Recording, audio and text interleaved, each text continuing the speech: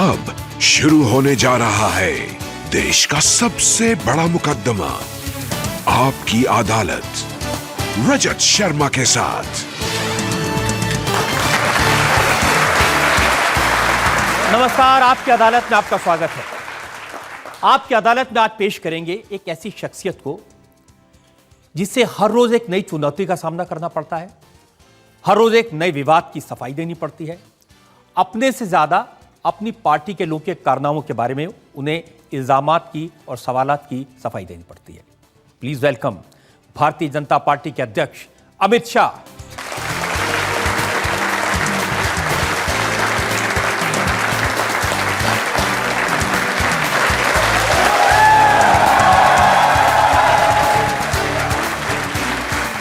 आपकी अदालत में आज के इस मुकदमे में हमारे जज हैं, जेएनयू के प्रोफेसर हैं डॉक्टर पुष्पेश पंत।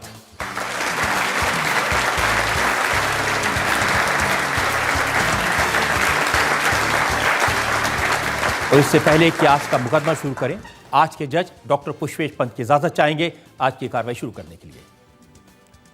कार्रवाई शुरू की जाए। और इससे पहले अमित जी, पहला इल्जाम लगे, एक नजर डालेंगे अमित शाह के पॉलिटिकल करियर।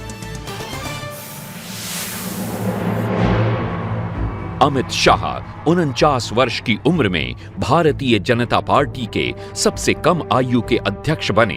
अमित शाह की लीडरशिप में बीजेपी 10 करोड़ से ज्यादा मेंबर बनाकर दुनिया की सबसे बड़ी पॉलिटिकल पार्टी बनी। अमित शाह की अध्यक्षता में बीजेपी ने महाराष्ट्र, झारखंड और हरियाणा में चुनाव जीते, जम्मू और कश्मीर में पहली बार सरकार में हिस्सेदारी बनाई, दिल्ली में बुरी हार देखी। लोकसभा चुनावों में जीत के बाद नरेंद्र मोदी ने अमित शाह को मैन ऑफ द मैच कहा था। प्रधानमंत्री मोदी की अमित शाह से पहली मुलाकात 33 साल पहले हुई थी, जब अमित शाह सिर्फ 17 बरस के थे। इन दोनों की जोड़ी ने गुजरात में लगातार चुनाव जीते। अमित शाह मोदी की गुजरात सरकार में मंत्री रहे। फर्जी एनकाउंटर के केसेस में अमित शाह को गुजरात छोड़कर दिल्ली रहना पड़ा। बाद में अदालत ने इन केसेस में अमित शाह को बरी कर दिया। आज अमित शाह प्रधानमंत्री के सबसे करीबी सहयोगियों में से एक हैं। एक जमाने में अहमदाबाद की दीवारों पर बीजेपी के पोस्टर चिपकाने वाले अमित शाह आज पार्टी के शिखर पर हैं। आपकी अदालत में अमित शाह अपनी पैरवी खुद करेंगे।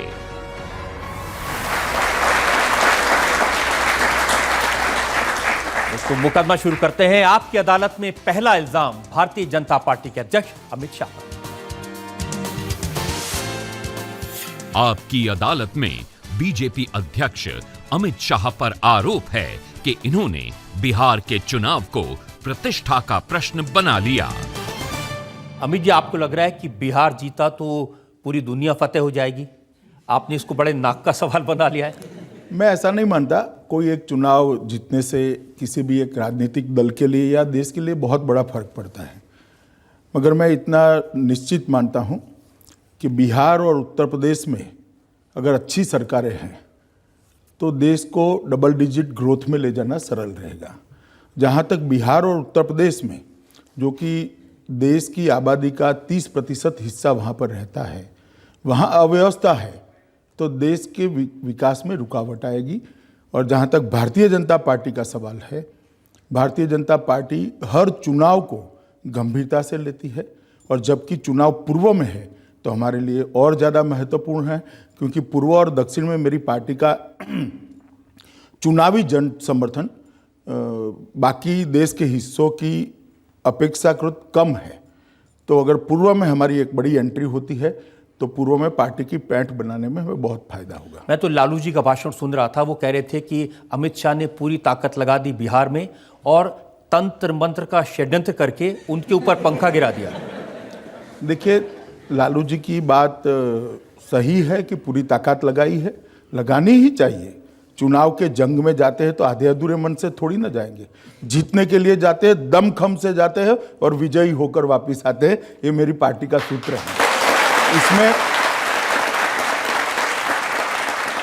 इसमें मेरे मन में कोई कन्फ्यूजन नहीं है। जहाँ तक तंत्र मंत्र का सवाल है, मैं लालू जी को अपने ही बयानों को थोड़ा याद कराना चाहता हूँ और आपको भी याद कराना चाहता हूँ कि वो ही कहते हैं कि कौवा काटेंगे, कबूतर काटेंगे, चूहा भगाएंगे, हल्दी और उसका धुआं करेंगे। मुझे ये समझ में नहीं आता, कौवा काटने से पानी आएगा क्या? कबूतर काटने से रोड बनेगा क्या? हल्दी और वो क्या होता है, सिंदूर, क्या कुछ बोले थे, उसका धुआं करने से शिक्षा आ जाएगी क्या? या चूहा भगाने से रोजगारी आ जाएगी? मुझे मालूम नहीं कौन से जमाने में लालू जी जी रहे हैं।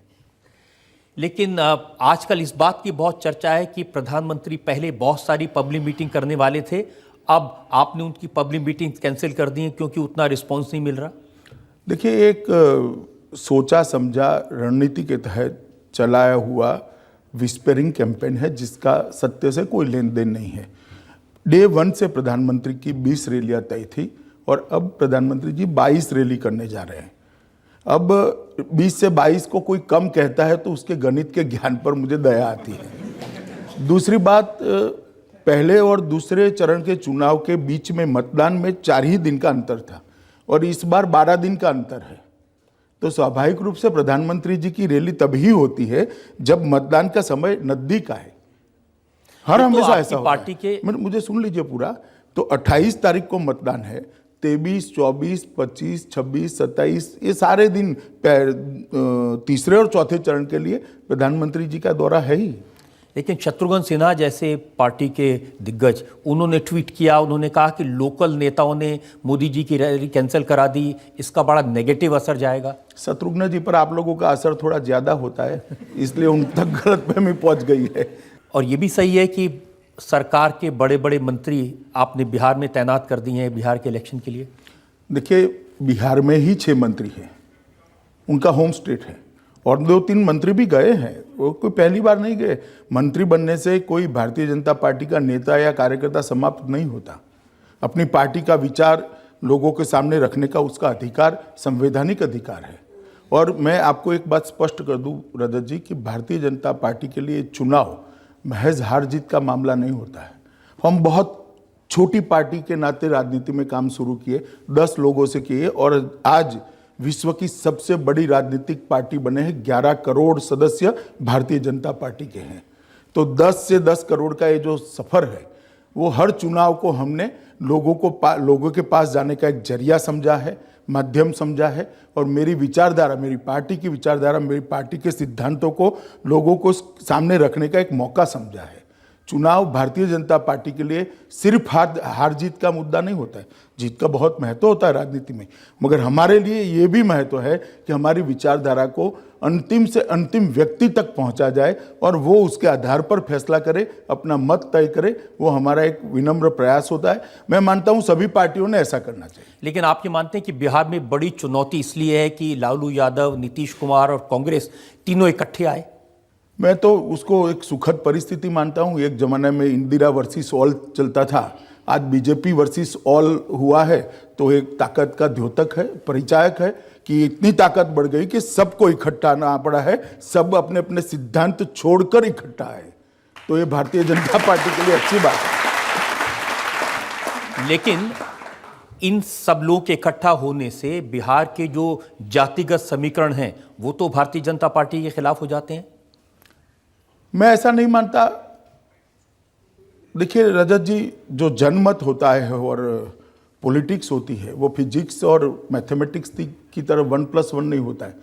वो रसायन विज्ञान की तरह होता है। हाइड्रोजन और ऑक्सीजन को मिलाते हैं तो नया पदार्थ बन जाता है पानी। इस तरह से होता है। मुझे सुन लीजिए ना, लालू जी और नीतीश जी जिस दिन साथ में आते हैं, नीतीश जी के पास से विकास का सारा वोट चला जाता है, क्योंकि बिहार में और देश में कोई नहीं मान सकता कि नीतीश लालू की जोड़ी विकास कर सकती। एक बात, जैसे नीतीश और कांग्रेस साथ में आते हैं, बिहार में एक बहुत बड़ी एंटी कांग्रेस मतलब गैर कांग्रेसवाद की लेगेसी है, जिसको आप थोड़ा मर्यादा छोड़े तो राजेंद्र बाबू से लेके जेपी से लेके कर्पूरी ठाकुर और लोहिया तक एक बड़ी लेगेसी खड़ी हुई है। जैसे ही नीतीश और कांग्रेस इकट्ठा होते हैं वो लेगेसी वहां से निकल जाती है। इस तरह से कागज पर चुनाव नहीं लड़ा जा सकता, वरना तो मतदान की जरूरत क्या होती। लेकिन ये सच है कि आरक्षण के सवाल पर लालू ने, नीतीश ने एक बड़ा इशू बनाने की कोशिश की है। खासतौर पे आरएसएस के प्रमुख मोहन भागवत ने कहा कि आरक्षण पर पुनर्विचार होगा। पहली बात तो भागवत जी ने ऐसा कहा नहीं, आप उनका बयान ध्यान से पढ़ लीजिए। और दूसरी बात, मैंने और प्रधानमंत्री जी ने दोनों ने स्पष्ट कर दिया है कि भारतीय जनता पार्टी मौजूदा आरक्षण व्यवस्था में कोई बदलाव नहीं चाहती और किसी भी प्रकार के बदलाव का हम विरोध करते हैं, ये हमने स्पष्ट कर दिया है।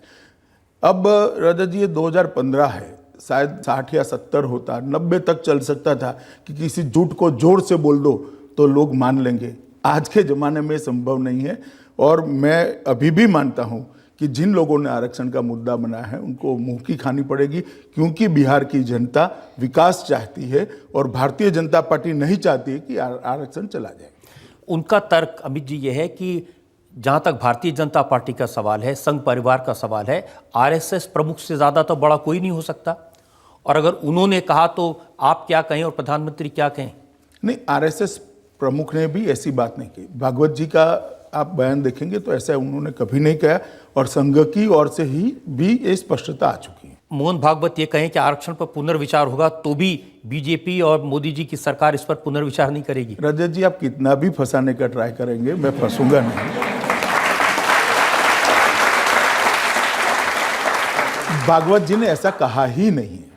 शुरू के दिनों में जब बिहार में चुनाव हुआ था तो मोदी जी भी विकास की बात करते थे, आप भी विकास की बात करते थे, नीतीश कुमार भी बताते थे क्राइम के आंकड़े कितने हैं, वो गुजरात को, बिहार को कंपेयर करते थे। लेकिन अब सब लोग बात कर रहे हैं धर्म की, जाति की, बीफ की, गौमांस की। देखिए, आपकी लाइब्रेरी से सारे भाषण निकाल कर देख लीजिए, किसने गौमांस का भाषण सबसे पहले, भाषण या इंटरव्यू बिहार में किया? आपको मालूम होना चाहिए, लालू जी ने किया। अगर लालू जी ये कहते हैं गाय के मांस और बकरी के मांस में मूलतः कोई फर्क नहीं है, तो भारतीय जनता पार्टी निश्चित रूप से बात लोगों के सामने रखने का प्रयास करेगी, क्योंकि इस बात से देश के काफी बड़े हिस्से में लोगों की भावनाएं आहत होती हैं। लेकिन इन सब बातों से विकास का जो एजेंडा है वो तो पीछे रह गया। स्वाभाविक रूप से रहेगा, मगर कौन जिम्मेदार है? मैं आपके माध्यम से बिहार की जनता को पूछना चाहता हूं, किसने वहां पर बात की शुरुआत करी? वोट बैंक पॉलिटिक्स के लिए लालू ने ही शुरुआत करी है। और आप एक बार एक बांध को तोड़ देते हो, बाद में पानी कहां तक जाएगा उसका कोई कैलकुलेशन रहता है क्या? आज वही फंसे पड़े हैं। ये तो उन्होंने बांध को तोड़ते वक्त तय करना था कि क्या होगा। लेकिन अमित जी, कैसी भाषा का इस्तेमाल हो रहा है? आप लालू जी को शैतान कहें। मैंने नहीं कहा सर, मैंने कभी नहीं कहा। रजत जी, हो तो दिखाइए जरा आप। मैंने तो प्रधानमंत्री की पब्लिक मीटिंग में भी देखा था, उन्होंने भी लालू जी को शैतान का, उन्होंने शैतान नहीं कहा। शैतान किसके घर जाता है वो कहा, और लालू जी ने स्वयं कहा था मेरी जीप पर शैतान आ गया।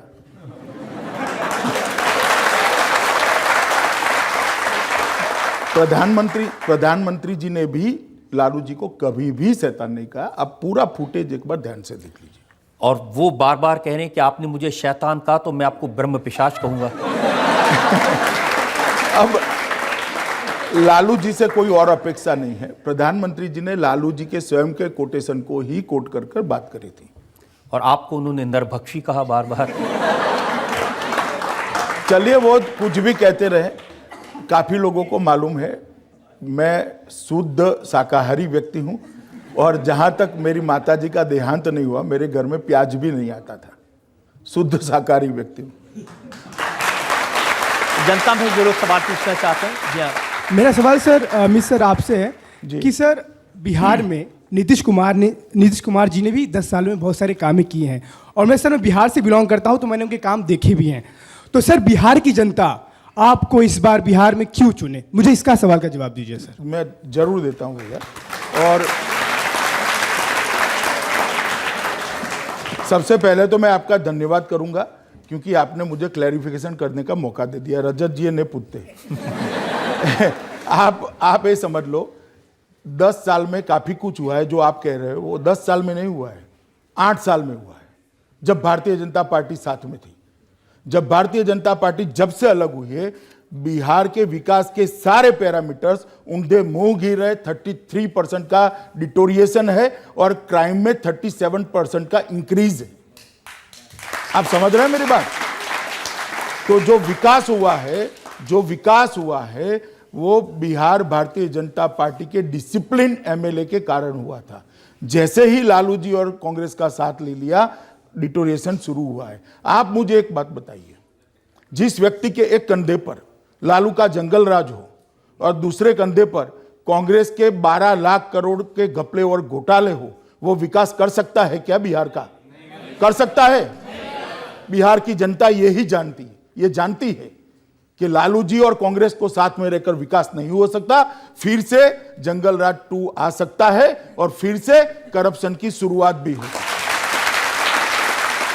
एक बात मैं आपसे बड़े फ्रैंकली पूछना चाहता हूं, क्या कभी भारतीय जनता पार्टी के अध्यक्ष को यही नहीं लगता कि जीतन राम मांझी और रामविलास पासवान से समझौता हो उससे बेहतर था नीतीश कुमार के साथ सरकार बनती? देखिए, ये हमने तय नहीं किया है, हमने तो नीतीश जी को ही चुना था।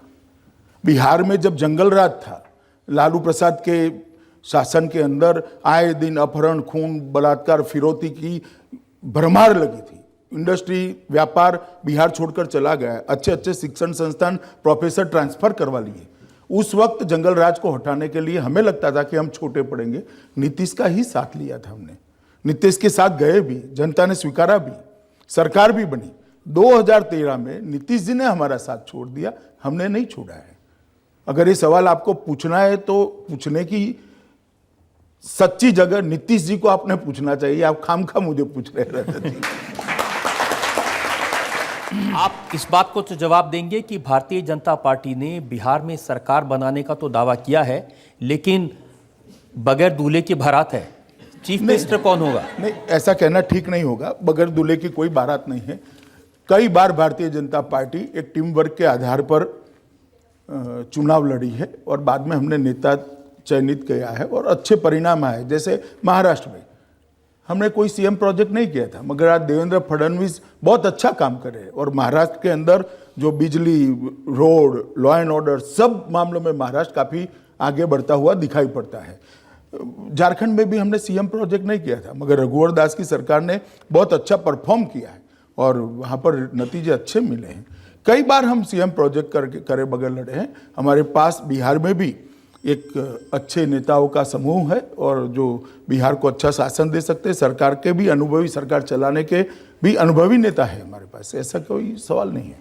क्योंकि नीतीश कुमार बार बार ये कहते हैं कि ये नरेंद्र मोदी के नाम पर चुनाव लड़ रहे हैं, मोदी जी को सामने रख के लड़ रहे हैं, तो मोदी जी तो आकर के बिहार सरकार चलाएंगे नहीं? स्वाभाविक रूप से मोदी जी नहीं चलाएंगे, बिहारी ही बिहार सरकार चलाएगा, मगर भारतीय जनता पार्टी का बिहारी बिहार सरकार चलाएगा। अच्छा, आप यहाँ 4th रो में? हाँ, ये बात बिल्कुल सत्य है कि आप महाराष्ट्र में और झारखंड में जब चुनाव जीते हैं तो बिना दूल्हे के जीते हैं और काफ़ी अच्छा दूल्हा आपने, इसमें कोई दो राय नहीं कि दूल्हा आपने अच्छा दिया है देश को। लेकिन आपने जब बिहार में कोई दूल्हा नहीं बनाया तो उसकी जाति क्यों डिसाइड कर दी?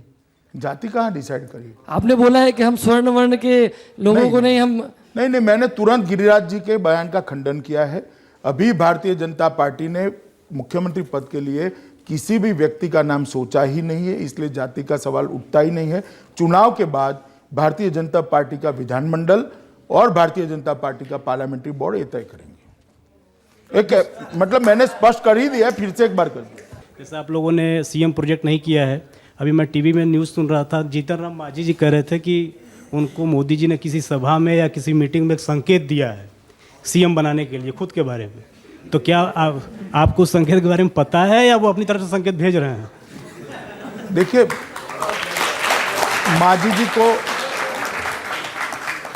मांझी जी को उनकी पार्टी की ओर से कहने का अधिकार है। जहां तक भारतीय जनता पार्टी का सवाल है, हमने ना कोई संकेत किया है, ना कोई नाम तय किया।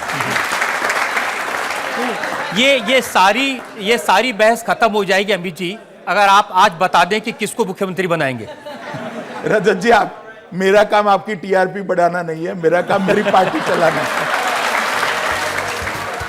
आपकी अदालत में बीजेपी अध्यक्ष अमित शाह पर आरोप है कि इन्होंने ऊट पटांग बयान देने वालों के खिलाफ एक्शन नहीं लिया। अमित जी, प्रधानमंत्री ने अपने पब्लिक मीटिंग में कहा कि जो लोग ऊट पटांग बयान देते हैं उन पर जनता ध्यान न दे। इसका मतलब ये तो नहीं कि आप भी ध्यान न दें? आपकी पार्टी में जो उल्टे सीधे बयान देते हैं, बहुत लोग परेशान हैं उससे, और आप कोई एक्शन नहीं लेते? ऐसा नहीं है, एक्शन नहीं लेते हैं। पास्ट में भी नोटिस इशू की थी, इसका असर भी होता है, हुआ है।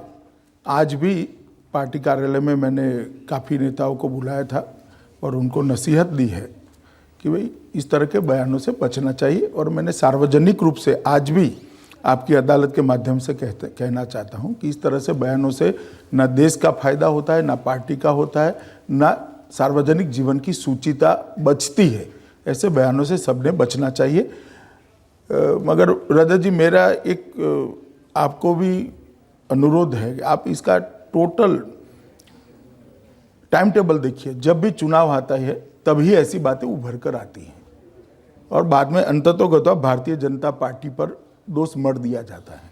अब तो इसको भी थोड़ा देखना चाहिए। कैसे देखें जी, अगर हरियाणा के मुख्यमंत्री जिम्मेदार व्यक्ति हैं, वो ये बात कहें कि अगर बीफ खाना है तो भारत में मत रहिए?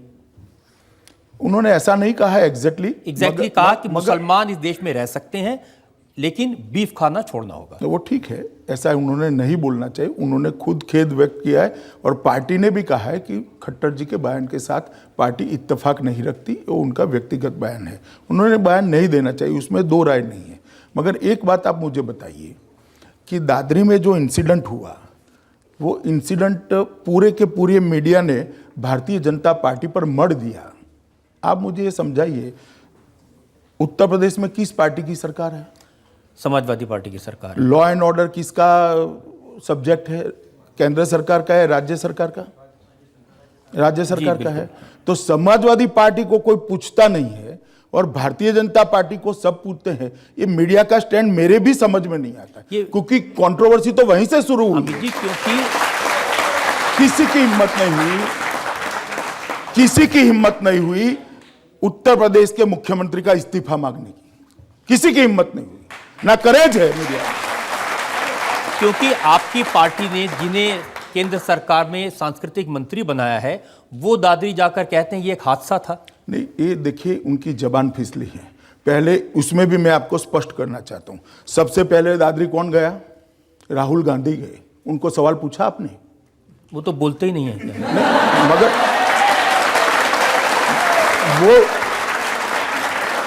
वो नहीं बोलते हैं तो कांग्रेस पार्टी को पूछिए भैया। उसके बाद में केजरीवाल गए, क्या लेन देन उनका उत्तर प्रदेश से? उसके बाद में ओवैसी गए, क्या लेन देन उनका? महेश शर्मा की कंसिस्टेंसी है और वो गए हैं। अगर न भी जाते तो मैं उनको डांटता कि उन्होंने वहां जाकर संवेदना व्यक्त करनी चाहिए। वो वहां के स्थानीय सांसद है, वहां जाकर वो परिवार के साथ संकट के समय में खड़ा रहना उनका फर्ज था। ये ठीक है, उनके मुंह से एक शब्द निकल गया, उसको पकड़कर बात का बटंगर बना रहे हैं। मगर मुझे ये बात का जवाब दीजिए, इवन आपका चैनल भी समाजवादी पार्टी को क्यों कटघरे में नहीं खड़ा करता? नहीं, जरूर करते हैं। करना चाहिए या नहीं करना चाहिए? मैं बताऊं आपको, मैं बताऊं, सारे जितने भी सिद्धहस्त राइटर्स हैं, साहित्यकार हैं, वो इस्तीफा दे, मतलब अपना अवार्ड वापस दे रहे हैं। वो अवार्ड वापस दे रहे हैं समाजवादी पार्टी और कर्नाटक सरकार के खिलाफ, और आप हम पर कर रहे हैं। बताइए, जो कर्मशील की हत्या हुई वो कर्नाटक में हुई, वहां किसकी सरकार है? कांग्रेस की है। दादरी कांड हुआ, कहां हुआ? यूपी में, वहां किसकी सरकार है? तो ये बेचारे ये दोनों के खिलाफ करे और हमारे खिलाफ खड़े कर देते हो। सारे के सारे राइटर बहुत जल्दी सुनिए तो, सारे के सारे राइटर्स जो अवार्ड वापिस कर रहे हैं वो कांग्रेस और समाजवादी पार्टी के खिलाफ कर रहे हैं, और मीडिया कहता है बीजेपी के खिलाफ कर रहे हैं। जो देखिए, उन जो राइटर्स हैं उनके बयान मेरे पास में, नयनतारा सहगल ने सबसे पहले बयान दिया। उन्होंने कहा कि हमें इसलिए बोलना पड़ रहा है क्योंकि देश के प्रधानमंत्री खामोश हैं। अगर प्रधानमंत्री इस विषय पर सख्ती से बोलते तो हमें बोलने की जरूरत नहीं। प्रधानमंत्री जी ने कहा ही है दादरी पर, इसके बाद में भी इस्तीफा दे। काफी लोग तो ऐसे हैं जो मोदी क्यों चुने न जाए इसका एक पत्र पारित किए थे लोकसभा के चुनाव में, अब चुनकर आ गए तो हम क्या करें, जनता ने चुना है भाई, भारतीय जनता पार्टी ने थोड़ी ना चुना है। लेकिन ये तो सच है ना मगर जो दो घटनाओं पर उनका रोष है, मैं आपकी अदालत के माध्यम से उनको भी कहता हूं कि मोदी बोल नहीं रहे हैं, ऐसा स्टेटमेंट कर आप अपना अवार्ड वापस दे रहे हैं, और जहां घटना हुई इनके लिए कोई कुछ कहना नहीं है उनका। ये किस तरह का इसलिए कि एक परसेप्शन ये बना है कि भारतीय जनता पार्टी के लोग, आरएसएस के लोग, विश्व हिंदू परिषद के लोग, इस पूरे संघ परिवार के लोग, देखिए 5 जनवरी अखबार ने क्या लिखा है। 5 जनवरी अखबार में ये लिखा कि वेदों के अनुसार जो व्यक्ति गौ का मांस खाए उसको दंड देना चाहिए और उसके प्राण ले लेने चाहिए। मैं 2 हिस्सों में आपका सवाल है, दोनों हिस्सों का जवाब देता हूं। सबसे पहली बात, ये परसेप्शन जो बना है, इसकी आप बात कर रहे हैं, वो लुटियन तक सीमित है, पहले आप समझ कर चलिएगा। क्योंकि अगर भारतीय जनता पार्टी, आरएसएस, विश्व हिंदू परिषद के कारण अगर ये हुआ है, तो गुजरात में क्यों नहीं होता, मध्य प्रदेश में क्यों नहीं होता, राजस्थान में क्यों नहीं होता, गोवा में क्यों नहीं होता? वहां तो आपकी सरकारें हैं। तो हमारी सरकार है तो ज्यादा अनुकूलता होती है। नहीं, एक मिनट, वहां गड़बड़ करते हैं जहां दूसरे की सरकार है। नहीं, ऐसा नहीं होता भाई। जहां सरकारें होती है वहां गड़बड़ करने की ज्यादा अनुकूलता होती है, मगर यहां लॉ एंड ऑर्डर ठीक से संभलता नहीं है। वोट बैंक की राजनीति लॉ एंड ऑर्डर पर हावी हो गई है, इसलिए दोनों समाजों में तनाव बढ़ा है, और तनाव का कारण है कि इस तरह से हादसे होते। अगर यूपी पुलिस धर्म के आधार पर भेदभाव करे बगैर काम करे तो कोई दंगा, कोई ऐसी घटना यूपी में भी नहीं होगी। मगर वोट प्राप्त करने के लिए पुलिस अगर एक तरफा कार्यवाही करेगी तो दोनों समुदायों में इसका रिएक्शन होता है, और इसी का कारण है कि ऐसी घटनाएं होती हैं। अमित जी, मैं एक सवाल, अब दूसरा सवाल, जहां तक पांचजन्य का सवाल है, वो लेखक के व्यक्तिगत विचार है, संघ ने भी स्पष्ट कर दिया है, और मैं अभी आपके सामने भारतीय जनता पार्टी के अध्यक्ष के नाते स्पष्ट कर देता हूं कि पांचजन्य में जो आर्टिकल छपा है वो उनके व्यक्तिगत विचार है, जिससे हमारे ऑर्गेनाइजेशन का कोई लेन देन नहीं। लेकिन आप क्या ऐसी बातों को प्रूव करेंगे जो आदमी इस तरह की बात कहे, क्योंकि वेदों में भी मैंने चेक किया इस तरह की बात नहीं कही गई, तो सरकार को ऐसे एक आध आदमी को पकड़ के जेल में तो डालना चाहिए। क्या हो रहा है? आप मन बनाइए, दोनों ओर के जाएंगे। हाँ, बाद में कहना मत कि विचार के विरोधियों को जेल में डालना शुरू कर दिए। नहीं, बिल्कुल नहीं। देखिए, विचार की अभिव्यक्ति पर एक मन बनाना चाहिए। अगर मन बनता है तो ठीक है, बाद में हम किसी को और को भी करेंगे तो आप कहोगे कि देखो ये तो जो भाजपा विरोधी है उनको इमरजेंसी आ गई, ये आ गया, वो आ गया। और इसी बात का हम कोई समर्थन नहीं करते हैं, ना भारतीय जनता पार्टी करते हैं, ना कोई और संगठन करता है। सबने स्पष्ट किया है कि ये लेख लिखने वाले के व्यक्तिगत विचार हैं। और सरकार के मंत्री महेश शर्मा का मैं आपको कितने बयान बताऊं, वो कहते हैं कि अब्दुल कलाम मुसलमान होने के बावजूद राष्ट्रवादी थे। नहीं, कितनी बार जबान पिस ली? मैंने पहले भी कहा कि नहीं, इन्होंने ऐसा नहीं कहना चाहिए। महेश जी को स्वयं मैंने बुलाकर बात करा है, और अब महेश जी ने कहा भी है पार्टी को कि वो ध्यान। मैंने आज नरेश गुजराल का, जो अकाली दल के नेता, उनका स्टेटमेंट देखा। उन्होंने अपील की है अमित शाह से, भारतीय जनता पार्टी से, कि कम से कम इन लोगों को समझाएं, किसी 1-2 आदमी के खिलाफ एक्शन ले ताकि मैसेज जाए। देखिए, जहां तक एक्शन का सवाल है, यूपी में कौन रोकता है एक्शन लेने से? नहीं, पार्टी में मैं कह रहा हूं। नहीं, पार्टी छोड़िए ना, पहले तो आईपीसी का एक्शन तो ले। आप क्यों नहीं पूछते यूपी सरकार को? पार्टी ने तो उनको नोटिस भी दिया है। आज मैंने बुलाकर सबको कठोरता से बात भी करी है। मैं तो पूछ रहा हूं कि भारतीय जनता पार्टी के अध्यक्ष, भारतीय जनता पार्टी के नेताओं पर जो साक्षी महाराज ये कहते हैं कि गौ हत्या करने वालों को फांसी की सजा दो, जो गिरिराज सिंह ये कहते हैं कि मुसलमान पाकिस्तान चले जाएं, उनके खिलाफ क्यों नहीं एक्शन लेते आप? देखिए रजत जी, ऐसी पुरानी बातें आप निकाल कर रखेंगे तो बहुत सारा दोनों ओर की काफ़ी चीज़ें सामने आएगी। मगर जब कभी भी ऐसा बयान आता है, उसको रोकने का पार्टी की ओर से प्रयास भी किया है और एक कठोर मैसेज भेजा भी है। मैं आपको साफ साफ कह देता हूं कि इंप्रेशन ये क्रिएट हुआ है कि जो लोग ऐसे बयान देते हैं उनके खिलाफ पार्टी के अध्यक्ष कोई कार्रवाई नहीं करते, इसलिए उनको एनकरेज मिलता है, बल्कि ऐसे लोगों को तो मंत्री बना देते हैं। नहीं, ऐसा नहीं है। काफ़ी सारे अच्छे लोग भी काम कर रहे हैं, और जो लोगों ने बयान दिया है उन्होंने भी अपने आप को संयमित किया हुआ है। जिन लोगों ने दादरी में जाकर ये कहा कि हम गाय बचाने के लिए तन मन धन और गन से समर्थन करेंगे, मैंने कहा, देखिए इस प्रकार के किसी भी बयान से भारतीय जनता पार्टी इत्तेफाक नहीं रखती है और मैं पहले भी कह चुका हूं कि इस तरह के बयानों से बचना चाहिए और आज मैंने बुलाकर काफी कठोरता से बात भी करी। और ये भी लोग सवाल पूछते हैं कि प्रधानमंत्री ऐसी बातों पर तुरंत क्यों नहीं रिएक्ट करते? ये प्रधानमंत्री के रिएक्शन का कोई सवाल ही नहीं है। मैंने बुलाकर सबको कठोरता से कहा ही है। तो भारतीय जनता पार्टी और प्रधानमंत्री दो अलग थोड़ी ना है। सारे साहित्यकार तो यही कहते हैं कि एक बार अगर प्रधानमंत्री बोलें, फली नरीमन जैसे जो बड़े ज्ञानी हैं, कानून के बड़े रेस्पेक्टेड हैं, उनका बयान मैंने देखा। फली नरीमन ने कहा कि नरेंद्र मोदी की क्रेडिबिलिटी है, उनकी बात में वजन है, अगर वो एक बार सख्ती से कहेंगे तो फिर किसी की हिम्मत नहीं होगी। चलिए, नरीमन साहब का एक अपना व्यक्तिगत विचार है। मोदी जी ने भी कहा ही है कि ऐसे बयानों से बचना चाहिए, कई बार कहा है। तो आप जनता को आप ये बता सकते हैं कि आपने सख्ती की है, अब इस तरह के बयान आने बंद हो जाएंगे? मैं जनता को ये बताना चाहता हूँ कि जनता सिर्फ बयानों पे न जाए, जहाँ कृति हो रही है वहाँ की सरकार का भी इवैल्यूएशन करे।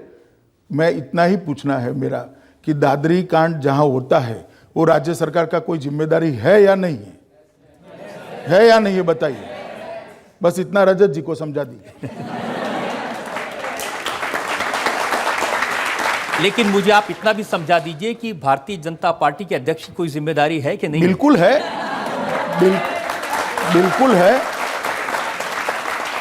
तो फिर आपने इतने सारे बयान हुए, सुनिए ना, बिल्कुल है। चारों को मैंने तलब किया और कठोरता से बात करी है। प्रधानमंत्री जी ने भी नाराजगी व्यक्त करी। काफी है जी, काफी है। मैं यही पूछ रहा हूं कि एक्शन तो किसी के खिलाफ तो लीजिए। ये एक्शन ही है। आपकी अदालत में बीजेपी अध्यक्ष अमित शाह पर आरोप है कि इन्होंने जनता से किए गए वादों को पूरा नहीं किया। अमित जी, वादा किया था महंगाई कम करेंगे और दाल हो गई 200 रुपए किलो।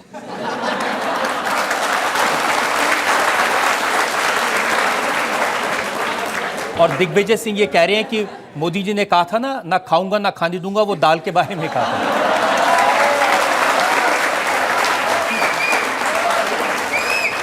रजत जी, महंगाई के आंकड़े अगर आपका कोई स्टडी ग्रुप है तो इसके पास रिसर्च करा लीजिए। यूपीए सरकार से महंगाई के आंकड़े हमारे बहुत नीचे चले गए हैं। खुदरा महंगाई जो 7.7% रहती, वो अभी हाईएस्ट 4.1% पर आई है, क्योंकि देश के काफ़ी बड़े हिस्से में सूखे की संभावना है। दालानों का बुआई होने के बाद जो क्रॉप आएगा उसका अंदाज थोड़ा कम बना है, मगर सरकार ने वित्त मंत्री की अध्यक्षता में उसका मीटिंग भी कर लिया है और एक महीने के कारण पूरी सरकार के 5 साल के काम का आकलन नहीं करना चाहिए। मुझे निश्चित भरोसा है कि भारतीय जनता पार्टी की सरकार महंगाई को काबू करेगी। एक ऐसा समय आया है कि अभी 200 रुपया दाल है, इससे कोई इनकार नहीं है और वो चिंता का ही विषय है, गंभीर चिंता का विषय है। मगर सरकार भी चिंतित है और एक्शन भी ले रहे हैं। अरुण जेटली जी ने की अध्यक्षता में पूरी मीटिंग हुई थी, उसमें तय हुआ है कि सब दलालों का बहुत बड़ी मात्रा में इंपोर्ट कर दिया जाएगा और प्राइस स्टेबलाइजेशन फंड के माध्यम से जो भी इंपोर्ट होगा उसको मार्केट में डालकर भाव को काबू में लेने की प्रक्रिया की। चलिए, मैं आपकी बात मान लेता हूं, लेकिन ब्लैक मनी, कांग्रेस बार बार ये सवाल पूछ रही है कि आपने तो वादा किया था कि काला धन वापस लाएंगे, उसके लिए कानून भी बनाया, लेकिन आए करीब 6,500 करोड़ रुपए। अब मेरे बात को इंटरप्शन करे बगैर ध्यान से सुनेगा, क्योंकि बहुत महत्वपूर्ण सवाल आपने पूछा है और जनता ने जवाब ठीक से सुनना भी चाहिए, इसलिए ध्यान से सुनिएगा। भारतीय जनता पार्टी की सरकार बनने के बाद, नरेंद्र भाई मोदी के प्रधानमंत्री बनने के बाद, देश की पहली कैबिनेट का पहला प्रस्ताव था कि ब्लैक मनी के खिलाफ एसआईटी बनाई जाएगी। एसआईटी बनाने का ऑर्डर 17 महीने से देश के सर्वोच्च अदालत ने दिया था, मगर कांग्रेस एसआईटी नहीं बनाती थी क्योंकि उनको कुछ छुपाना होगा। भारतीय जनता पार्टी की सरकार ने पहली कैबिनेट में पहला काम एसआईटी बनाने का किया।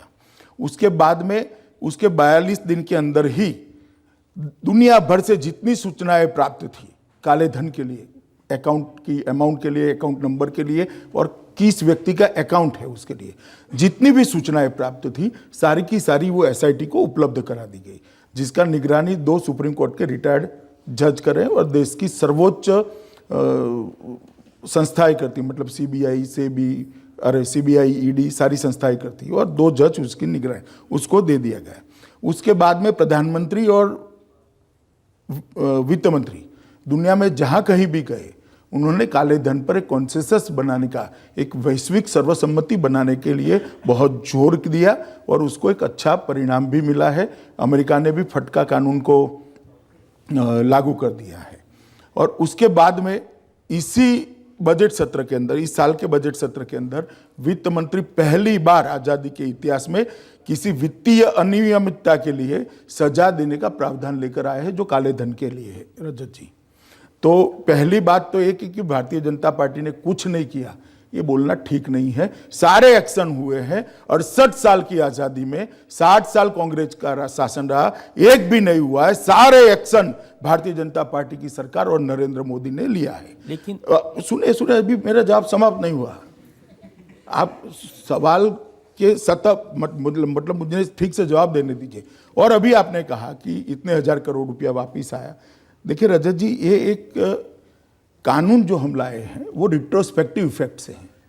मतलब हमारी कानून बनने के पहले भी जो लोग काला धन लेकर गए हैं विदेश में, या तो जिन्होंने ट्रांसफर करा दिया है, उनको हमने सजा का प्रावधान किया था।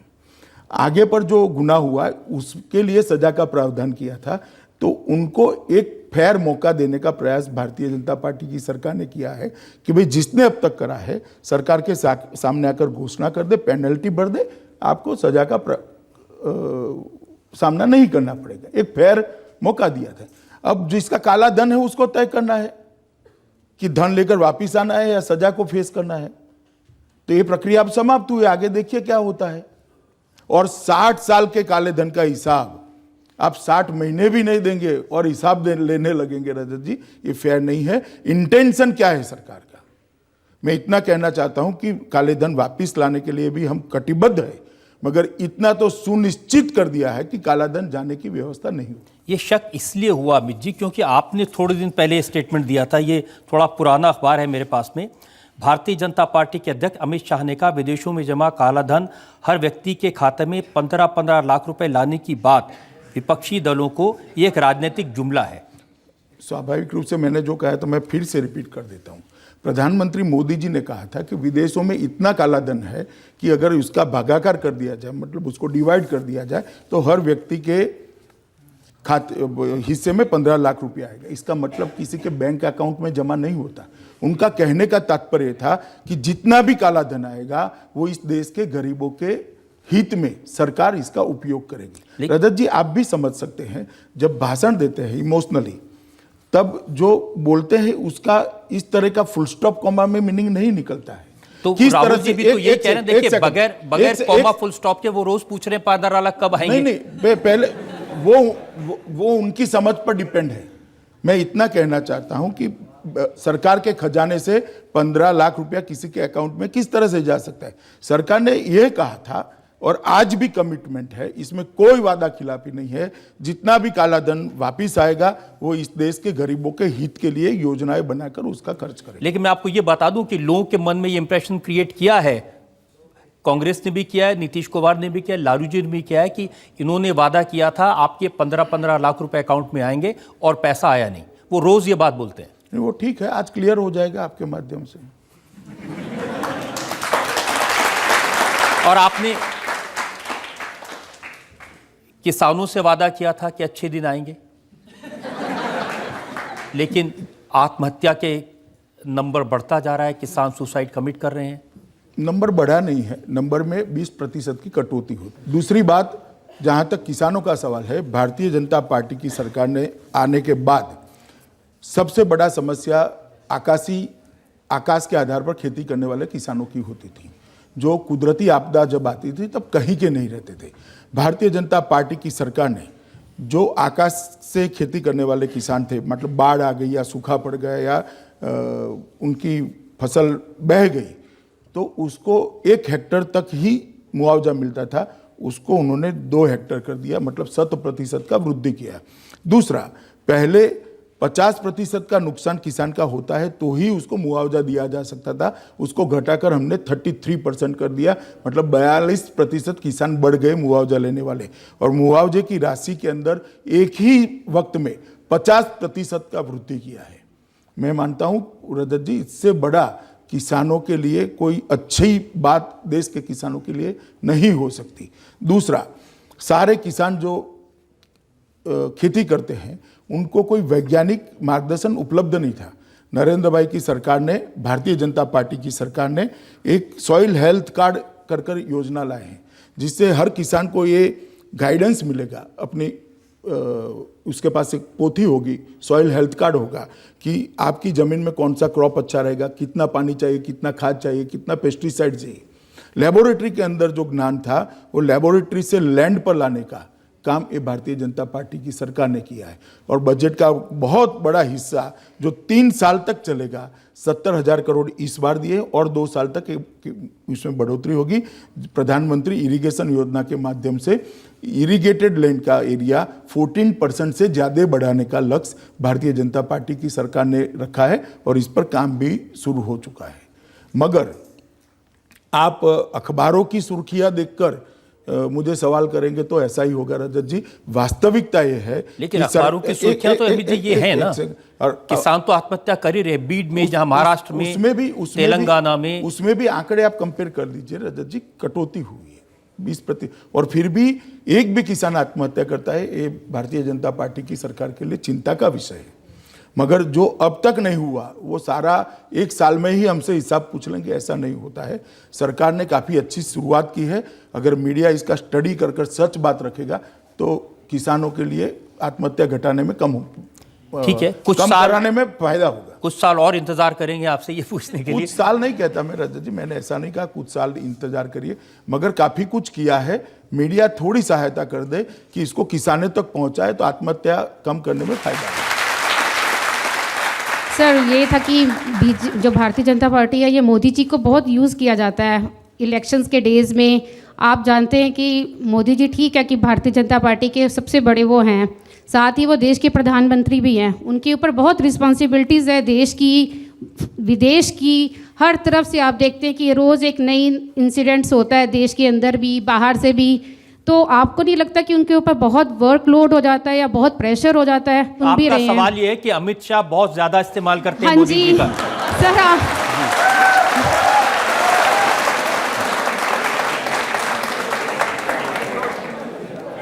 देखिए, कुल मिलाकर 55 दिन का बिहार चुनाव है, उसमें मोदी जी 8 ही दिन जाने वाले हैं। इसमें से कुछ दिन आधे हैं। एक तो बहुत बड़ी संख्या में जा रहे हैं ऐसा नहीं है, एक बात। दूसरी बात, ये जो इम्प्रेशन बन रहा है इसलिए बन रहा है कि देश में एक बहुत बड़ा कालखंड ऐसा आया जिसमें प्रधानमंत्री जनप्रिय ही नहीं थे। मतलब उनकी सभा रख दो तो दिक्कत हो जाएगी, ऐसे प्रधानमंत्री आए इस देश में। देखे भी है अब देश की जनता ने, अब भेजे तो कैसे भेजे। इसलिए प्रधानमंत्री कोई चुनाव प्रचार करेंगे वो आदत थोड़ी जनता की चली गई है। मगर जवाहरलाल नेहरू से लेकर इंदिरा गांधी से लेकर अटल जी तक सभी प्रधानमंत्रियों ने चुनाव में हिस्सा लिया है, अपनी अपनी पार्टी का प्रचार किया है और करना भी चाहिए, क्योंकि चुनाव लोकतंत्र का महोत्सव होता है। अपनी सरकार की, अपनी पार्टी की, अपने सिद्धांतों की बात अगर देश का सर्वोच्च नेता और पार्टी का सर्वोच्च नेता नहीं रखता है तो मैं मानता हूं कि लोकतंत्र के लिए वो अच्छा नहीं होगा। जहां तक लोड का सवाल है, आप चिंता मत करिए, मोदी जी 20 घंटा काम करने की आदत वाले व्यक्ति है और अच्छे से कर भी रहे हैं। आपकी अदालत में बीजेपी अध्यक्ष अमित शाह पर आरोप है कि इन्होंने अपनी ही सरकार को लाचार बना दिया। अमित जी, मोदी जी को तो भारत की जनता ने सरकार दी, इतनी मेजॉरिटी दी कि 30 साल में किसी एक पार्टी को इतनी मेजॉरिटी नहीं मिली। लेकिन जब संसद का काम देखते हैं तो ऐसा लगता है कि सरकार बिल्कुल लाचार है। शोर मचता रहता है, मंत्री बैठे रहते हैं, पार्टी नज़ारा देखती रहती है।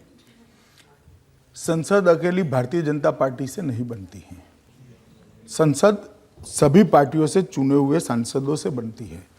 अब जनता ने कम करते करते कांग्रेस को 44 ही रखा है, मगर 44 लोग भी हो हल्ला करने लगेंगे तो संसद नहीं चल सकती। 44 नहीं अमित जी, सारी पार्टियां इकट्ठी हो गई हैं। हाँ वो ठीक है, मगर बहुत कम संख्या में है, और इतने लोग भी अगर हो हल्ला करते हैं तो संसद नहीं चल सकती।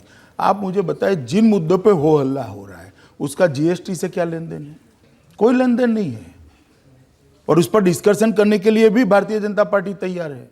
कोई डिस्कशन करने के लिए डिस्कशन करते हैं तो डिस्कशन होने के बाद कहते हैं फिर भी हम तो स्थगन करेंगे। लेकिन मुझे ये लगता है कि मीडिया ने ये सवाल कांग्रेस के नेतृत्व को पूछना चाहिए और कांग्रेस अध्यक्ष को पूछना चाहिए, नहीं कि भारतीय जनता पार्टी के अध्यक्ष को पूछना चाहिए। कांग्रेस से मीडिया में करेज होनी चाहिए कि जब आप विपक्ष में हैं तो सरकार जो सुधार लाना चाहती है, जो बिल लाना चाहती है, उसका मॉरल समर्थन करने का आपका अधिकार नहीं है।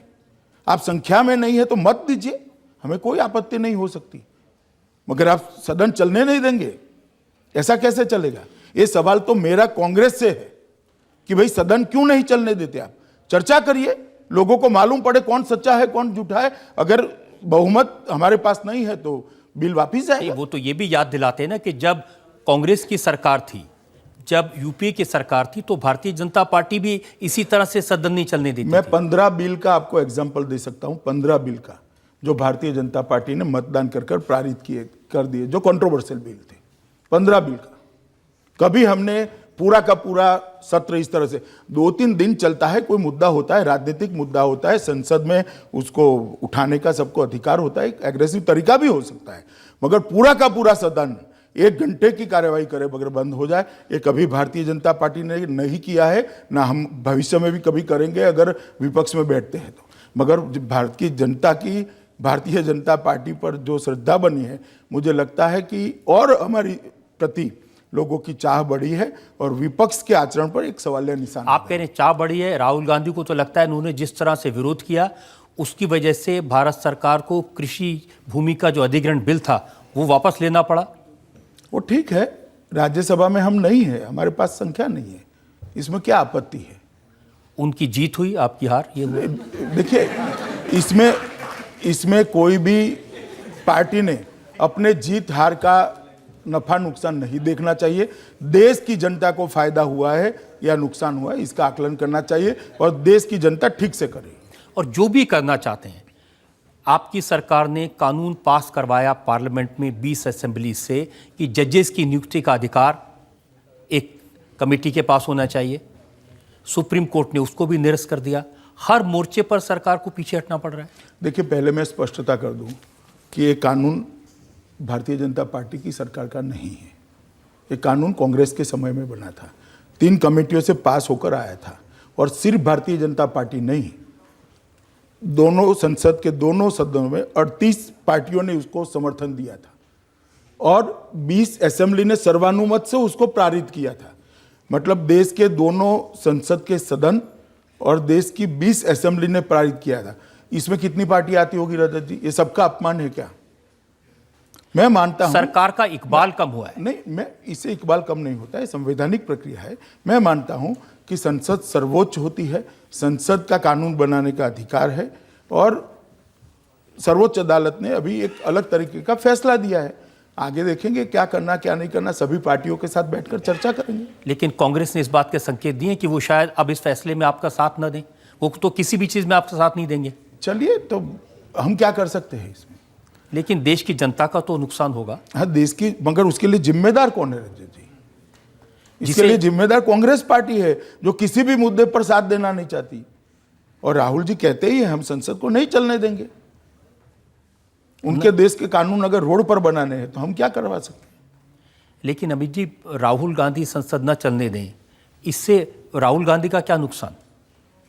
नहीं, नुकसान तो वैसे भारतीय जनता पार्टी का भी नहीं है, देश की जनता है, जनता का है, मगर हम देश की जनता के नुकसान से चिंतित है और राहुल जी चिंतित नहीं है, इतना अंतर है। या फिर ये कहें कि भारतीय जनता पार्टी के नेताओं में अहंकार है और वो विरोधी दलों को साथ लेकर नहीं चलते। आप जरा एक ऑफर लेकर आइए कि क्या करना है, क्या करने से वो मान जाएंगे, हम तैयार हैं। आपकी अदालत में आज हमने सवाल पूछे भारतीय जनता पार्टी के राष्ट्रीय अध्यक्ष अमित शाह से। हमने उनसे पूछा बिहार के चुनाव के बारे में, जनता से किए गए वादों के बारे में, हमने उनसे पूछा पार्लियामेंट की वर्किंग के बारे में और सरकार के फैसलों के बारे में। अब वक्त है आपकी अदालत में आज के जज डॉक्टर पुष्पेश पंत के फैसले का। आज की सुनवाई का एक अजीबोगरीब पहलू ये रहा है कि जितने आरोप कटघरे में उपस्थित भाजपा अध्यक्ष पर लगाए गए हैं उनके बारे में उनकी व्यक्तिगत जवाबदेही बिल्कुल नहीं बनती है, मगर उन्होंने बड़ी जिम्मेदारी के साथ अपनी सामूहिक जिम्मेदारी का निर्वाह किया है और सारे आरोपों के तर्कसंगत उत्तर दिए हैं। इस अदालत को इस बात का एहसास है कि जो व्यक्ति आज कटघरे में खड़ा है वो लगातार मुजरिम के आरोप झेलने का और कटघरे में खड़े रहने का 10-12 साल से आदी है।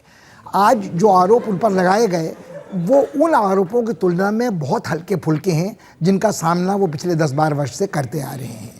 इस अदालत को इस बात का एहसास है कि जब अमित शाह कटघरे में खड़े होते हैं तो वो व्यक्ति के रूप में ही मुजरिम के रूप में खड़े नहीं होते, उनके साथ साथ कई सवाल इस देश की न्यायपालिका पर, मीडिया पर, सामाजिक जो कार्यकर्ता हैं उन पर भी उनके साथ साथ लगते हैं। हमको ये बात याद रखने की ज़रूरत है कि 10-12 साल तक लगातार आरोपों के घेरे में घिरे रहने के बावजूद, सर्वोच्च न्यायालय के निरीक्षण में एसआईटी की जांच होने के बावजूद अमित शाह को गुनाहगार साबित नहीं किया जा सका है। तो ये अदालत आज के उसके सामने पेश किए आरोपों को देखते हुए बिल्कुल उन आरोपों को नाकाफ़ी समझती है और अभियोग पक्ष को सलाह देती है कि वो अगली बार कटघरे में फिर से अमित शाह को बुलाने के बजाय मीडिया के उन पूर्वाग्रहग्रस्त सदस्यों को, उन समाज सेवियों को कटघरे में खड़ा करने की कोशिश करें जिसके कारण ये आज तक होता आ रहा है। यह अदालत अमित शाह को बाइज्जत बरी करती है।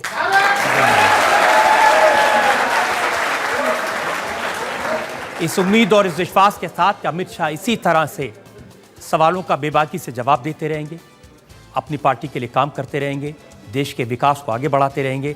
आज का शो यहीं खत्म करते हैं। अगले सप्ताह आपसे मुलाकात होगी एक नई शख्सियत के साथ। तब तक के लिए नमस्कार।